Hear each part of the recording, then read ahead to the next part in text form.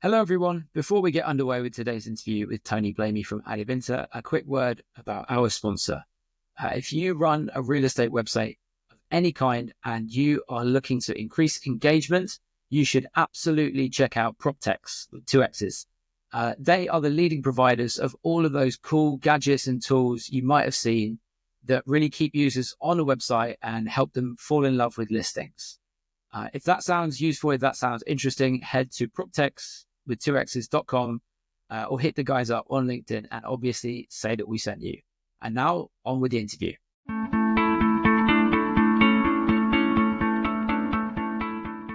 Hello and welcome to the PPW pod, bringing you news, views and interviews from the world of real estate marketplaces and PropTech. My name is Edmund Keith. I'm the editor of onlinemarketplaces.com, joined as ever today by Simon Baker from what looks like very bright, sunny Miami. How are you doing, Simon? It's neither bright nor sunny, and that's just me. Also joined by Tony Blamey today from Barcelona, a lot closer, but the weather also doesn't look great. Tony, how are you doing? I'm going well, Ed. How are you?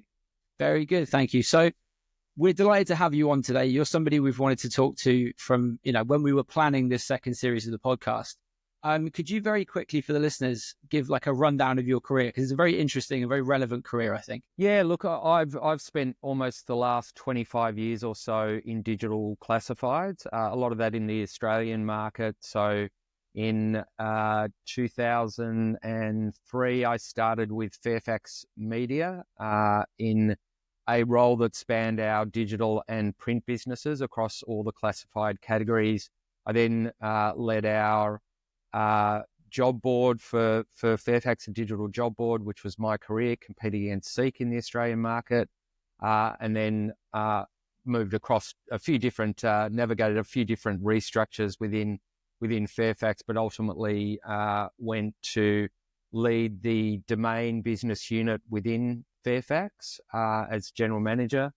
And then as we invested and spun the domain business out of Fairfax, went into a chief commercial officer role there for Domain as a publicly listed company. I left Domain in 2021, went to a startup called Different, which is a prop tech in the property management space. Unfortunately, we hit a bit of funding challenges in 2023, so we wound that business up and we basically sold the assets, consulted for a year or so, and then in October last year landed here in Spain. So with Adevinta, leading the real estate businesses for Adevinta here in Spain. So that's Fotocasa and Habitaclia, which are our main consumer brands. And also we have some CRM assets, so ImmoWeb and Wite, and a property data business called Data Avenues. Okay, so a very long, storied and relevant career for this podcast, certainly. Ed, I got a question. Before we duck into your new world, let's duck into the old world for 30 seconds. Because big hot off the news and clearly the news of the moment is CoStar buying on market shares in Domain. I haven't heard the news this morning if anything's changed since I woke up. But given you used to be senior management at Domain, what's your view on CoStar coming in, buying up the shares on the market, and B, what this could mean for the Australian property portal market? Yeah, look, it's fascinating developments in Australia.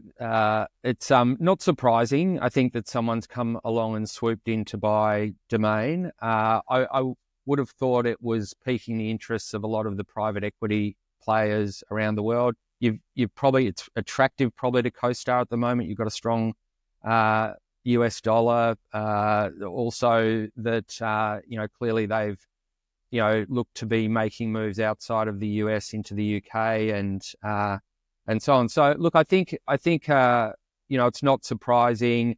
I think it's probably a good opportunity for Nine to exit as well. They'll exit with some cash and they'll be able to invest in some assets that they can build. I think they've struggled a little bit to really extract huge value out of Domain over the time that they've owned that asset.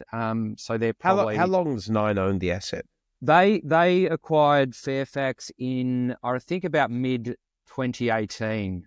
So it's that and Domain listed in 2017. So they'd only been listed separately. They were still majority owned by Fairfax.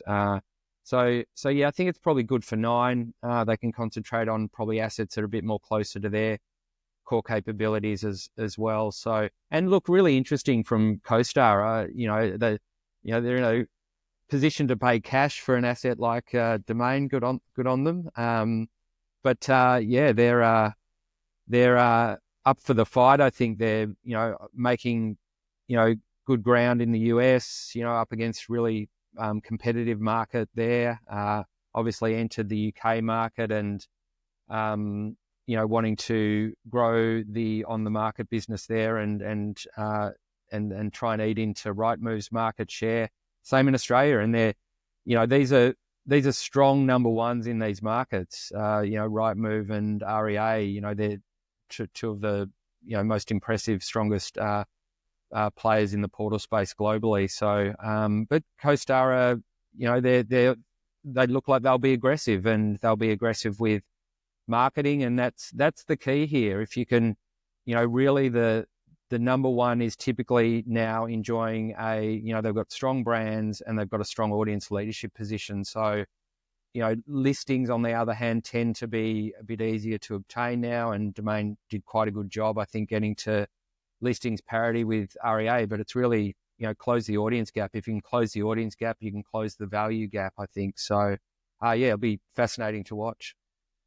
Okay, so you mentioned there, being aggressive as a number two player. You are now in a position as a number two player in Spain with Fotocasa and Habitaclia going after Idealista. How aggressive do you plan on being in going after Idealista? I know certainly a couple of years ago, there was a pretty aggressive campaign in the media here from Fotocasa going after Idealista. Is that something we can see again, perhaps? Yeah, look, I think coming into this market, there's a lot of similarities to where we were at Domain a few years ago in that market, and there's some things we need to focus on. I think when I think about the immediate priorities, probably for me, it's just understanding the local market and understanding the capabilities we've got within the team. My sense is we've got some good assets and positions in certain markets that we can really leverage. But yeah, absolutely continue to invest, particularly in audience. We've got a large chunk of our costs base dedicated to marketing. So I feel like we can certainly continue to invest there. We've just launched a marketing campaign locally, so across both our Fotocasa and Abataclia brands. So that's in market at the moment. And we're seeing good results. We're seeing the and feedback from customers is very positive around the kind of impact that they're seeing, and that's not just with the recent campaign, but or the current campaign. That's also over the last 12 months or so, just with continued investment in product development and just trying to drive more value for customers. So yeah, look, definitely, private equities come in and the consortiums acquired Adevinta last year. They've certainly supportive and have aspirations to grow the business. Okay, talk to me a little bit about the Spanish market. How similar and how different is it to the Australian market? I know in Australia, for example, there were kind of differences with how strong Domain was versus REA in certain suburbs, and it was all about, who was winning in certain suburbs. I imagine it's kind of similar in Spain, where Fotocasa is probably a bit stronger in like Catalonia, but then maybe not Madrid. Are there some similarities there? Oh, look, absolutely. I think that, like any real estate market, you can look at the national market, but really it's a combination of a whole lot of smaller, local, quite independent markets. And I think that plays out in the Australian market, certainly, and it's also apparent here in Spain as well. So I think that geo segmentation and view of the market is the right one to have. When I look at the Fotocasa and Abataclia businesses, we certainly do have areas of strength in certain geographies. And, you mentioned Catalonia. That's where Habitaclia was first started. There's certainly a brand strength with Habitaclia in the Catalonia market, which is obviously where Barcelona is, and Barcelona is very big property market here in Spain. So we see that as well. I think too, when I look at where we've got opportunities to grow, Madrid's probably one of those areas where there's an opportunity probably to grow our client penetration in Madrid, also grow the value that we generate. So I think that geo focus and the way we execute will be certainly important and relevant here as well.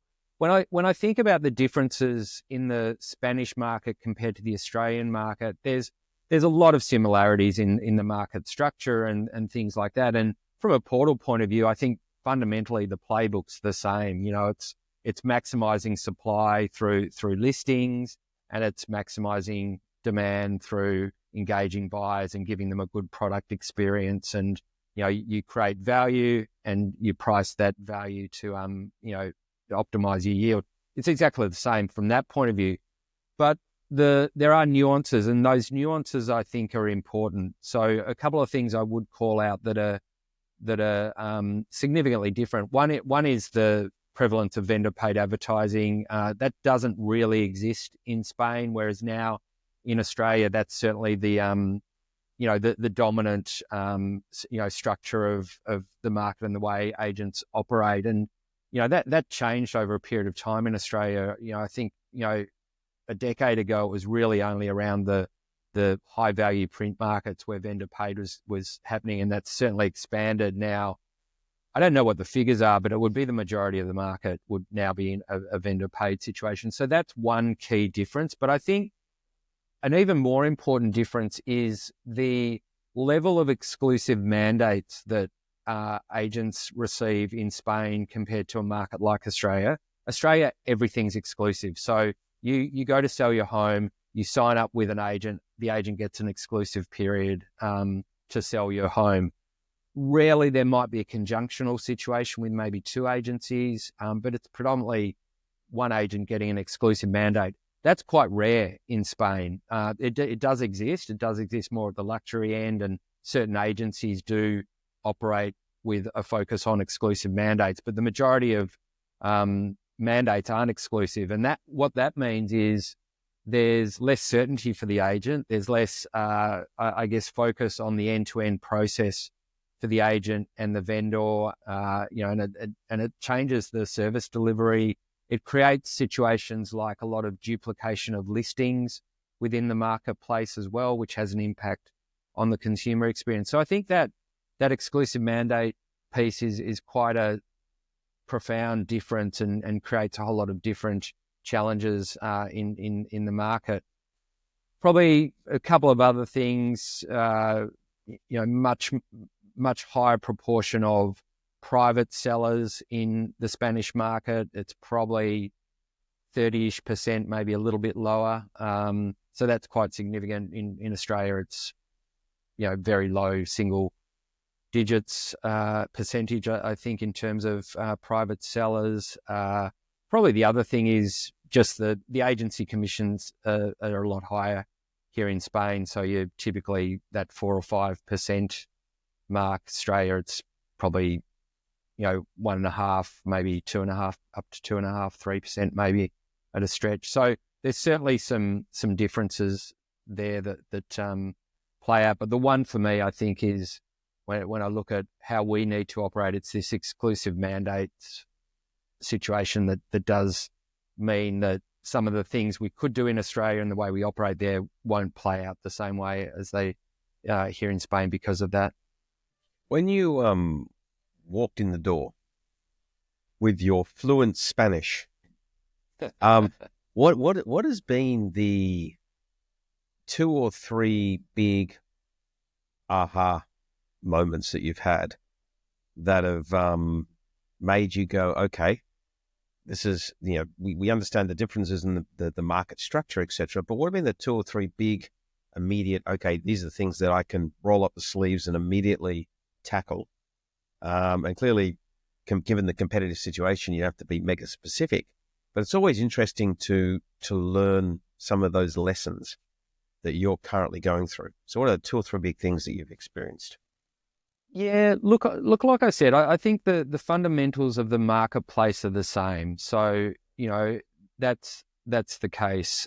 And I think there are those nuances. When I thought about, when I came in initially and thought, what are the obvious things that I think we can have an immediate impact around, probably the way we were thinking about marketing, both in terms of the channel mix we use, but also the more geo-segmentation approach around marketing. I think that's certainly one. I think we'd had a lot of experience in domain over a number of years with that strategy. So I think taking some of those learnings and applying them here was probably one. I think to just the use of channels like social, and I think this is a bit of a European-wide phenomenon. There's not as much focus on social as a marketing channel as an engagement channel, and I think that's another area that I immediately thought, well, there's probably something to do here compared to other markets like the US, like Australia, etc. Okay. I have a question quickly. So I am currently doing what I do every couple of years, which is looking through about 900 real estate portals around the world on a big spreadsheet and seeing what features they have and don't have, right? And a few days ago, I did Spain, and so I'm comparing Idealista and Fotocasa. And there are a few features that you guys have that the competition doesn't have. And generally, that seems to be the case. Like the kind of number 2 player tends to have more features. How important is it for a real estate portal in a number 2 or number 3 position to really distinguish the offering through like different tools and products? Yeah, look, I think it's obviously important. We need to continue to invest in our products, and it becomes a very competitive kind of arms race, I think, in these markets where one portal will do one thing. You'll have a look at that, decide, or is that a good feature? Are consumers getting value from that? Therefore, should we do something similar, and vice versa? And I think that's so you see this incremental improvement all the time, and that's kind of the benefit of competition, that someone's innovating and, you have to keep up and innovate as well. But I would certainly be looking for opportunities to innovate, to stay ahead of what we do from a consumer experience point of view. Having said that, at the end of the day, you've got to create a marketplace, and the relative quantity of listings in any area is still a critically important component of that consumer experience. Consumers will go where the listings are. So when I think about what do we need to do to be successful in any market we choose to operate in, we need to get listings, and we need to be, listings parity or listings leadership, and we need to have a good consumer experience, particularly on mobile and app, because that's where the audience is. And then we need to continue to, build a trusted brand that people will engage with. So I think the kind of innovation, product development, it never stops. You're constantly innovating and building and improving the customer experience, but at the same time, that listing content is still that just such a critical success factor. You talked about the 2 brands in the market, Fotocasa and Habitaclia. How do those brands interact with each other? And actually, why are there 2 brands? There are 2 brands because we acquired Abataclia in 2017. So Fotocasa has been around for about 25 years. I think it was the first property portal in Spain. And then the Abataclia business was acquired in 2017. And Abataclia came out of the Catalonian region, so it has a strength around that Barcelona, Catalonia region. The way we manage the dual brand strategy is we've positioned Abataclia to really be that local expert in Catalonia. And what does that mean? We do some things to bring that to life. So one of the things is the default language in the Abataclia app is actually Catalan as opposed to Spanish.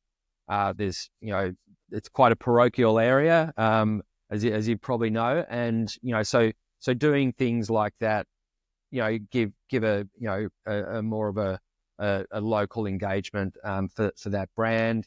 We run more localized content in terms of editorial content as well. And then we have a different consumer journey through Abataclia as well. So it's more a browse journey when you land on the homepage, as opposed to a more classic kind of search experience, which you get with a lot of portals. So, and you can do that if you're a bit more regionally focused.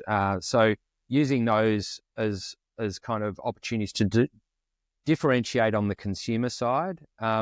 For agents, they basically buy one package and they're getting distributed on both those platforms. We also distribute their listing content through Milanuthios, which is a generalist, one of the large popular generalist sites in the Adevinta portfolio as well. So our customers are getting the benefit of distribution through those three platforms, and then we're differentiating more on the consumer side, which is about Abataclia is the local Catalonian brand, and Photocasa is more the national, all of Spain brand. Which makes a lot of sense, and almost like having all homes in Canberra. Yeah, look, and it worked well there. I think, you have to be mindful of, and, it was very similar in Domain Group where we acquired All Homes, and I think everyone was saying, "Oh, why don't you just roll it into Domain and and merge the platforms and merge?" You just you've got brand equity in these local brands, and I think that's important. And the brand equity has been built around a certain experience as well. So you need to be mindful of those. And I think by being able to distribute content through those brands, we're able to extract the value without making things too complicated as well for customers. Which makes a lot of sense. Then the question, the next question is, you have these software products as well. How do they all interact, and what's the value that you see for a portal in owning software businesses? Yeah, look, it's a really good question. And so just for the viewers and listeners, we own two CRMs, so ImoWeb and Wete, and we own a property data business called Data Avenues. And they're kind of different, I think, in terms of the value that they're creating for the broader portal and the broader business. One thing I'd be mindful of in any of these businesses and where you have a portfolio of assets, to understand the differences in the assets. All right. So our CRM businesses are SaaS businesses. They're different to our portal business, our marketplace business, which is a two-sided marketplace, and it's fundamentally different. All right. So that's one thing. And the way you operate those businesses is different. So that's one thing to be mindful on, because that will dictate how you structure the businesses within the portfolio. The CRM for us is important because it is fundamental to getting the content. And we can get the content from third parties, but owning a couple of the major players in CRM also allows us to kind of de-risk some of that content. That, like I said before, is kind of critical to the consumer experience. So, and they're good businesses in themselves. They're typically, good margins, and they can continue to grow. The other thing about CRM is the potential for adjacency services, because you're really at the point of data entry for an agency, so you can offer other services through through, kind of owning that interface or that platform for agencies. We probably haven't pushed that too much, but there's an opportunity to do that as we go forward in the future. Property data is a little bit different, I think. Property data, certainly there's a revenue opportunity with agencies, and we supply the market with really rich property insights through data avenues. But the other opportunity around data is creating more transparency of the market to consumers. So it very much complements the portal and the consumer experience on the portal. So by, because typically consumers feel in the whole property search process and property journey, whether they're buying or renting, they feel somewhat disempowered in that process. They feel like they don't have all the information. The agent and the seller are often seen as being a bit more empowered. So anything we can do to give them more transparency through property data and insights and so on, I think is a value add. So property data, important, good tool. It's necessary tool for agents, and it's a good business there. But I think importantly too, providing additional value and an improved customer experience is important as well. Now, Tony, I just a interesting sort of question. Once again, a comparison to Domain. Domain had a CRM business in My Desktop, but it sold out of it. So why did Domain sell out of My Desktop? And is this an asset in Photocasa that maybe serves a different purpose? Yeah, look, that's a really good question. When I reflect back around the My Desktop divestment, there were probably a couple of things that were driving that. One was, I think Domain was much more mature in terms of its listing position. And really, again, in the Australian market, because of that exclusive mandate position, there's not a lot of duplicates. There's not a lot of exclusive listings between REA and Domain. Domain had worked hard to get to listings parity. That listing content was kind of easy to move around. Pretty much all agents had a CRM, so whether we owned it or not, we'd still get the listings. So I think we're in a more mature position around listing content, and the market was a little more mature as well, and we didn't have that need to own that part of the value chain. I think the other thing for us at Domain, we were increasingly wanting to be more platform agnostic for CRMs. We were trying to do a lot of value add around data, and we had built some really powerful propensity to sell models. They were best executed by getting access to CRM data. So, with the permission of the agent. And so being more CRM agnostic particularly was important as we built out some of those data strategies at Domain as well. So I think that's a little different to where we are today at Fotocasa. So I still see that those are, very much part of the portfolio going forward.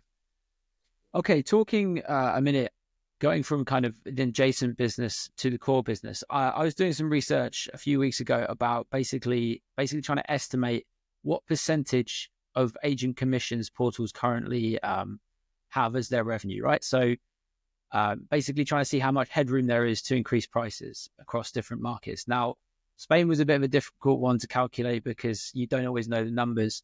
But I'm curious, how much headroom do you think there is in Spain to increase, the core business revenue as a percentage of agent commission? And secondly, I remember you said this on stage with your neutral, non-Adevinta consultant hat on. You said something like, at Domain, we were always very happy when REA increased their prices because it meant that we could increase our prices, right?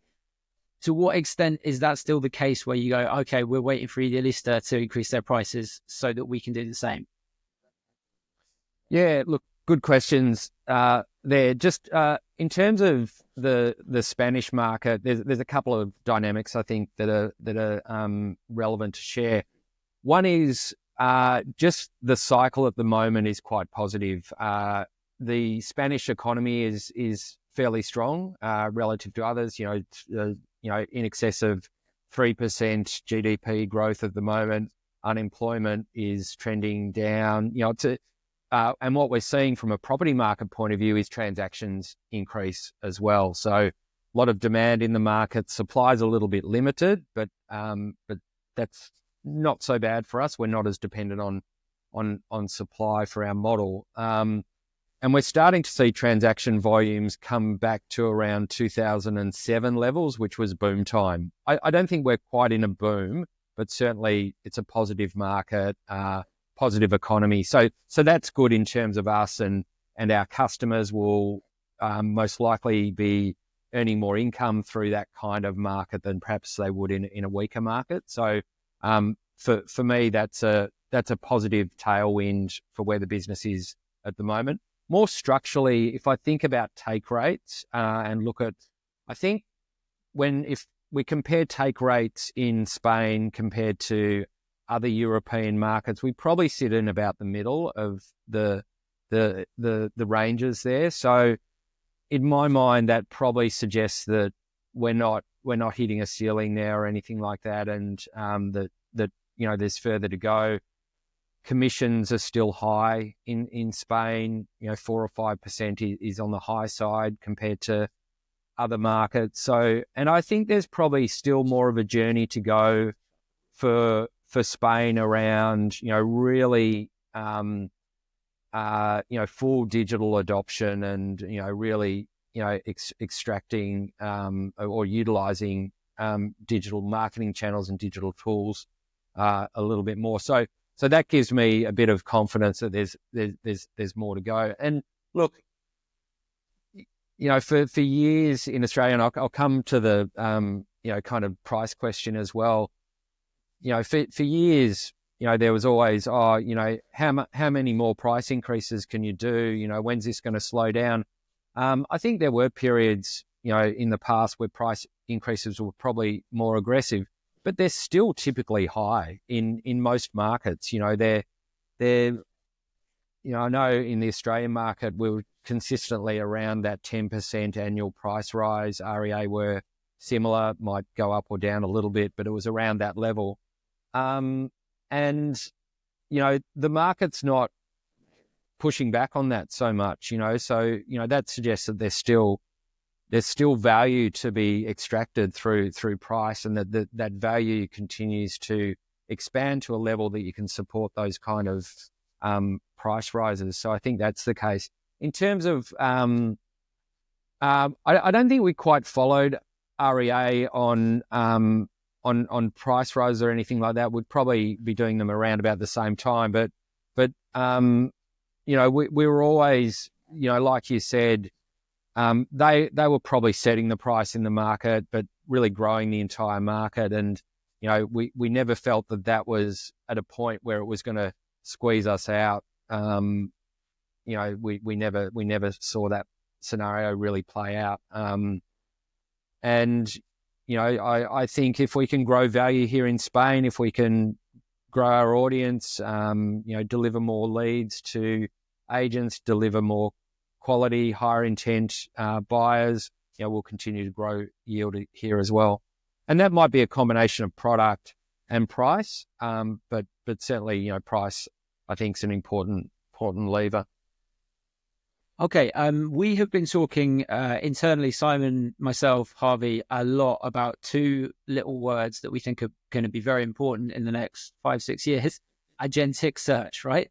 This is something that we see as, whether or not it becomes really important is yet to be seen, but certainly we're going to be talking about it a lot.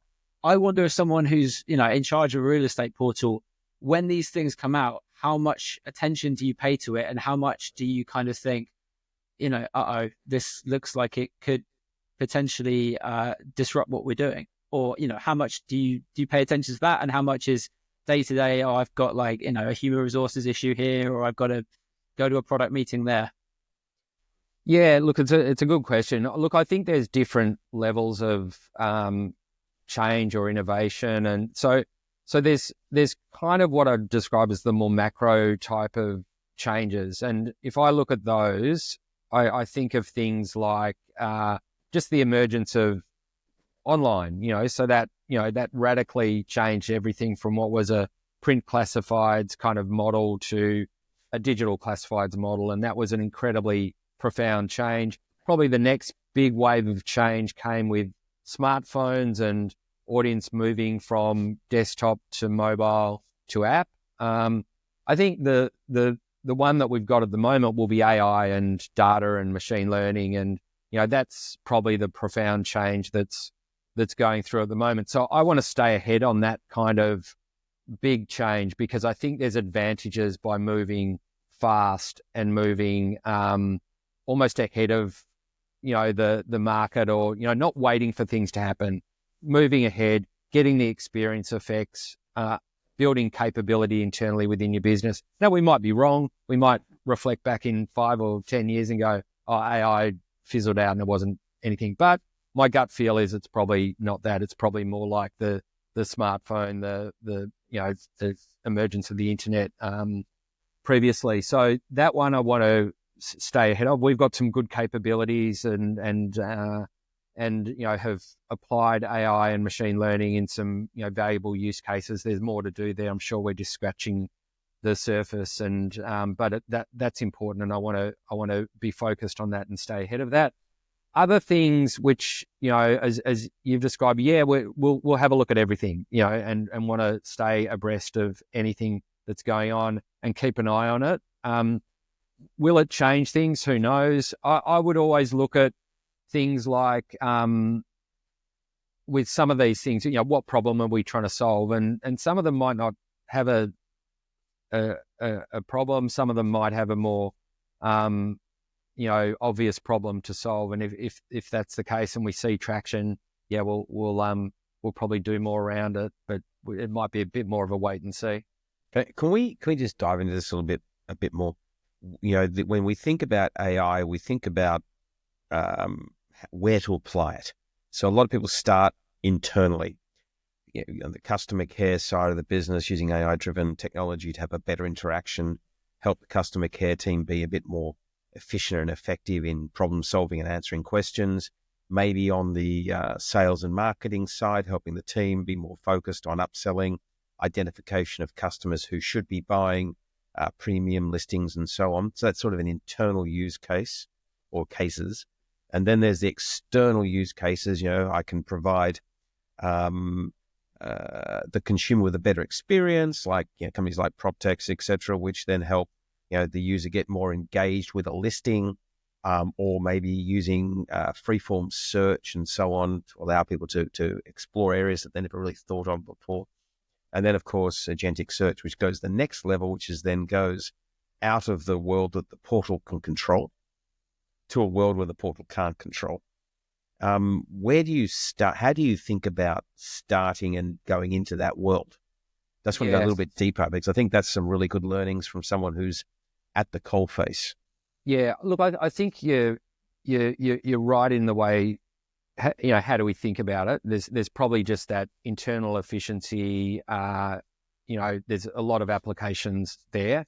Probably the other one there is coding, and the tech teams increasingly being supported through AI to be able to accelerate and be more efficient with building products. So I think that's going to be important and is already being utilized. And then some of the other applications that you talked about with customer support, with identifying business opportunities or revenue growth opportunities, and also marketing and SEO and building content and pages, using AI and doing that very creatively. So they all have that internal efficiency type of impact. Then I think the one that I really want to focus on right now is how do we add value to the customer? And we've got a couple of examples of that. So one that I really like is where we have a slot model. So you come along, it's an all-you-can-eat subscription, but you buy slots and you can give listings more visibility through those slots. We're using AI to optimize that process at the moment. So we can say, look, this listing is more likely to get value if you utilize one of these spots for this listing, rather than having to do that manually. And it's substantially better engagement from consumers as a result of, the machine understanding what's going to drive value and doing that on behalf of an agency instead of an agent making those decisions intuitively or manually. So that's one application which we're doing today, which has a genuine positive impact on the leads and value that a customer's getting, but it also saves them time. So it's got a genuinely positive impact on the value that we can deliver there. I think the horizon becomes, what are the products we can create specifically with data, AI, that we can then monetize and create even more value with. And I touched on the models before that we were building at Domain. That's somewhat of an example of that. It's really saying, with the data, how do we create even more value and actually package that up into a solution that we can offer our clients as well. So that's going to be increasingly where we can go as well. Okay, Tony, I want to zoom out for a minute and look at the kind of bigger picture of Fotocasa and Habitaclia and maybe the next 5 years. So the private equity consortium that bought Adevinta obviously brought you in for a purpose. And from the outside looking in, at least, it seems like your remit, your job is build this business over the next 5 years so that we can sell it. What, if anything, can you tell us about what your remit is and what the kind of long-term goal is for the Casa Habitaclia? Yeah, look, it's okay if you can't say much, by the way. I won't say much, but I'll just generally what we're doing is creating a more autonomous business and this isn't just our real estate business. It's also the other verticals. So I think in the past there was more of an integrated approach across Adevinta, across markets, whereas now we're shifting to a more independent, autonomous business that is focused on its marketplace, if that makes sense. So for me, that's important. Having been through different business structures and so on through my time at Fairfax and with digital classifieds, I think being more of a standalone vertical focused on the marketplace and the customers which you serve is the optimal business structure. So moving us from where we are today and where we have been to that future structure, I think that's an important priority that I'll certainly be driving. In terms of the longer term, look, my goal and the goal of the business and owners is really to create value, and they're happy to invest to do that. So what am I focused on? Building that value. So probably right now we need to be more autonomous, focused on our marketplace, and then over time build that value for our customers and our shareholders. Okay, Simon, have you got one more question? I've got a final question for Tony, which is a one-word answer question, but I'll let you go ahead if you have one more for him. So I love these sort of tips for young players, right? So you've doing something relatively unique, which is lift your life up from Australia, get on a plane, go to the other end of the world, to a place where it's not your native language. What would be the 3 or 4 sort of tips for young players who are thinking about moving to the other side of the world and taking up a role in one of these sort of businesses? What are the things that have been surprisingly easy, and what are things that have given you a massive headache? Might be too early to ask me that question. It might be a better question in a few years. But look, I mean, for me, it was, just thinking kind of personally and professionally, it was the right time for me to be able to do this type of change. My kids are a little older, have left school or about to leave school. So, that opportunity was right for me personally. Look, I think I also, there is a language piece, but a lot of people within the business speak English. So in terms of actually, running the business, I'm not finding that language piece such a barrier. It's not, I'd love when I'm speaking a bit more fluent Spanish. That will take a while, but and I found the change relatively smooth. Barcelona's a lovely place, very livable city, easy to get around. It's been relatively easy for me to set myself up, and I've had support to do that as well. So that transition's been quite smooth. But I would say, look,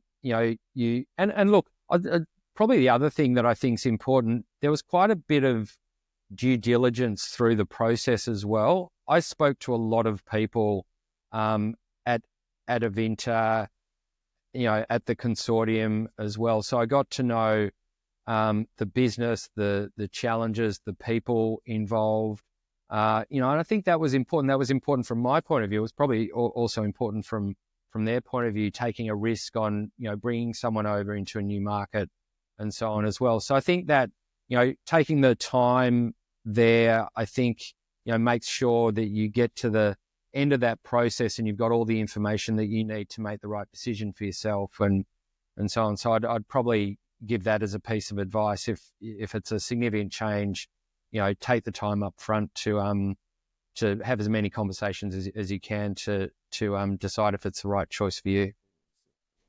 Okay, that sounds very sensible.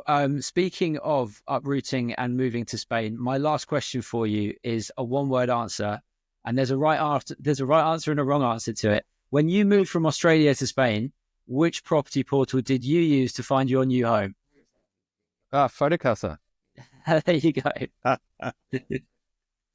Okay.